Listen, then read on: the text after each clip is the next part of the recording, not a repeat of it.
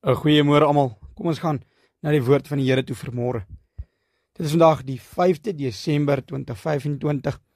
En ons vers vir die dag is 1 Johannes 4 vers 19. Ons het hom lief, omdat hy ons eerste lief gehad het. Dit is kosbaar.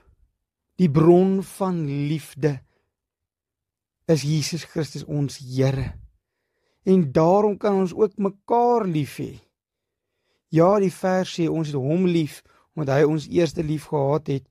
Dit is alleenlik moontlik om lief te kan hê in enige vorm teenoor enige iemand, as gevolg van die God van liefde, ons God en ons Heer, wat ons lief het, waarlik lief het, onvoorwaardelik lief het, met 'n opofferende liefde lief het.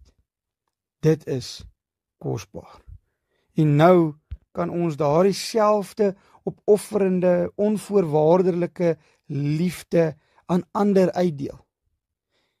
Jesus sê dat die mense van die wêreld wat vol soveel haat is en soveel selfsug is, gaan kan sien dat julle my disippels is, my volgelinge is, oor hoe julle mekaar lief het. En daardie woordjie lief is so kragtig.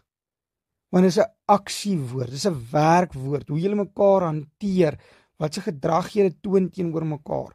Gaan ons bo op mekaar trap om bo uit te kom, of gaan ons mekaar help en ondersteun, dat ons almal gelyk kan wees in hierdie koninkryk van God. Ons is in elk geval. Maar kom ons gaan hê mekaar waarlik lief, 'n werkwoord liefde, 'n radikale lewensveranderende liefde. Kom ons sê oor hom, bid ons saam.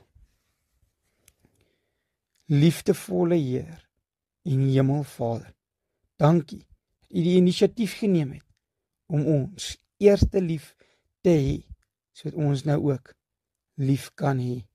Vader, mag ons in die naam van Jesus daardie liefde wyd en suid versprei. Gee ons die krag om dit te kan doen. In die naam van Jesus Christus, God is liefde. Amen. Raai dat julle goed gaan. Mooi bly, bye.